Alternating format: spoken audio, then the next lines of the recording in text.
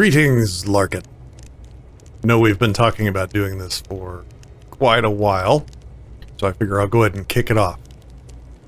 Let's continue, or restart, or start over, or dive in head first into our previous conversations about objective morality. Hold on one second, I'm getting a call. Who's there? Oh, hey, Anarchist audience, how are you? I was just in the middle of starting to have a conversation with Larken. Anytime we get together, we've always had just the absolute best conversations that you can imagine. Well, you know what? Since you're here, I have an idea. I'll record these conversations, these sort of video messages that are kind of meant to just be between me and Larken, and I will release them for supporters of the channel. So if you're a supporter of Anarchist, you can find a link in the description to become one. If you're not, you'll have exclusive access to behind-the-scenes, one-on-one, long-form conversation back and forth between me and several people. Larken, I'll probably do one with my good friend Shepard.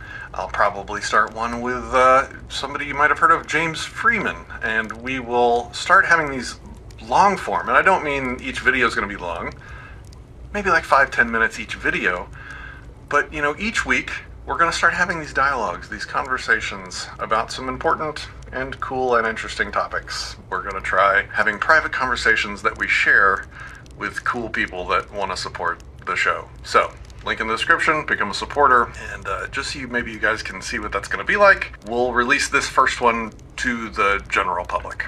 So, I hope you guys enjoy. Okay, Larken. Wow.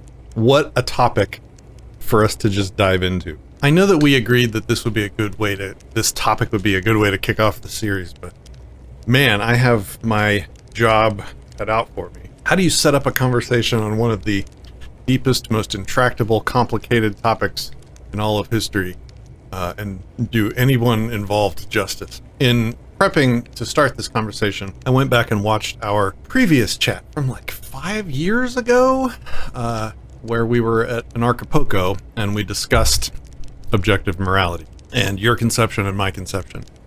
And watching that back, two things happened. Number one, when I hit like the second half of the video where I started describing where I came from, wow, it's easy to forget just how much we change over the years and how much just like my incessant attempt to find out what is true and unlearn things that are false has just slowly over time, like I think different things in different ways now in only a few years. So when I was watching that video, I was just like, I was cringing so hard sometimes that I was almost turning myself inside out. And then I also noticed, thinking more, third person, watching it back, it definitely seemed like you didn't even attempt to really evidence or evince your positions. You just said, it's really hard to explain, it's complicated, you're not going to like this answer, you said a lot of things like that.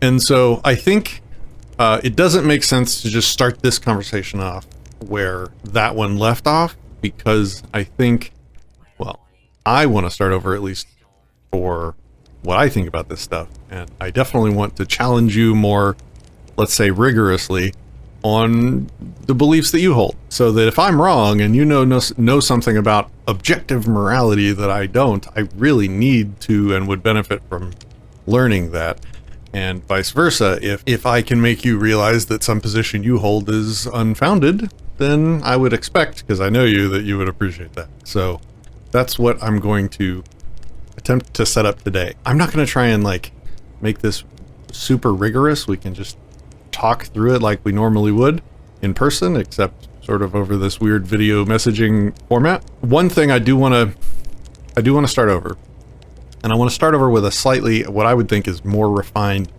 definition of what is objective morality, at least what I consider it to be, and maybe laying some kind of foundation for the conversation. I've learned so much since the last time we talked. It's really hard to even kick this off. So I'm just and it's gonna be rough, and that's okay.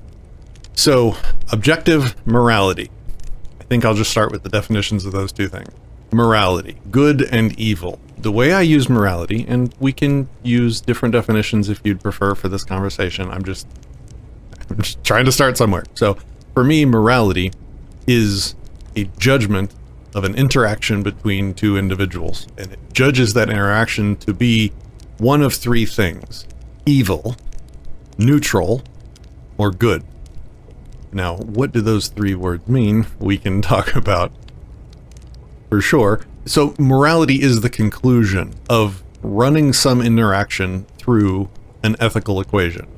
What that ethical equation is what's been debated for thousands of years, and what we're going to try and talk through here today. Is that equation just someone's feelings? Like, I think the general public, generally, this is as far as they get when they try and think through what they think about objective morality. They don't really think that they're just feeling their way through, but they are.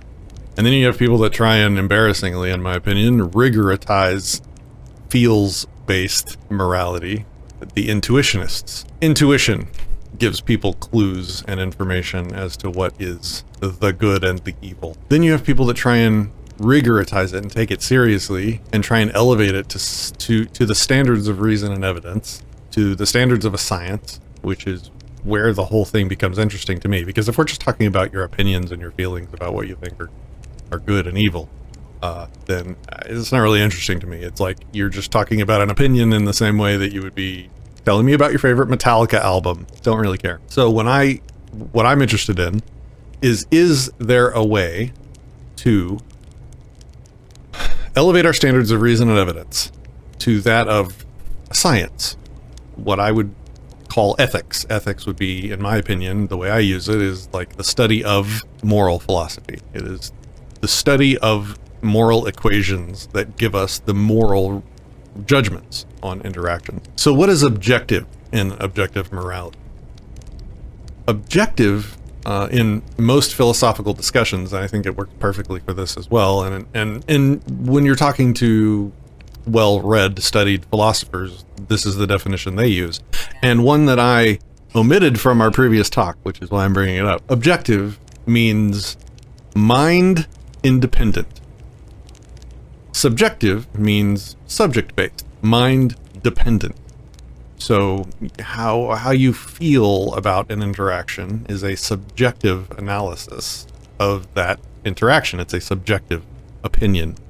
If you have an outside structure dictating or controlling something, then that is independent of anyone's mind. Your mind, my mind, anyone's mind. It is independent, mind independent, objective.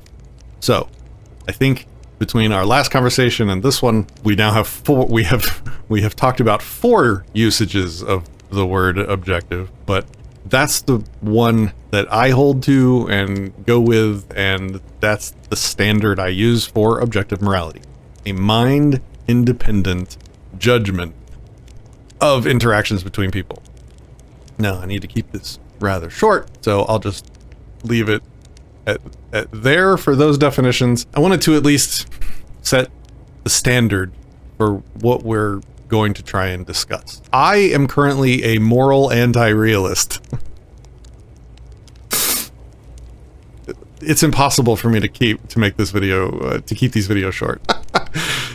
Like, I know you know what that means, but because we're going to let other people see this, I also feel like I should describe some of these terms. Okay, a moral realist is somebody that thinks there's I'm oversimplifying, but that there's an actual sort of objective, mind-independent, woven into reality, moral quality.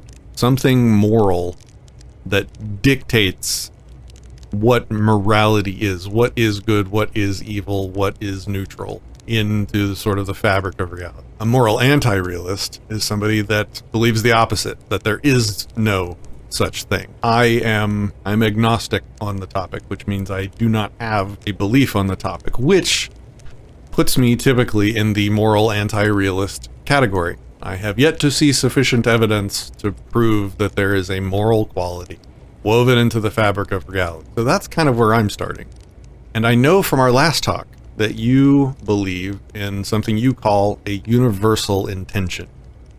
And maybe your belief has changed or refined to the same wildly large degree that mine has over the past several years. So I'm totally interested to hear what your position is and to challenge you on it. So like, that's kind of how I suspect that this conversation will go, because I don't have a belief in such a thing at this point in time. I have not seen sufficient evidence of it, so I don't really have a position to defend. All I'm going to be able to do is sort of analyze the evidence that you're going to provide to prove that such a thing would exist, hopefully.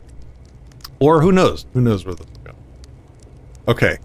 Well, there is my first message to kick off what will probably be a multi-year conversation about all sorts of really cool things. And we're just going to start with this one really deep, really complicated, hard to talk about in short form videos thing. So it's good to talk to you again, Larken. We need to go backpacking in the Superstition Mountains again soon. But until then, this will be the next best thing. Talk to you soon.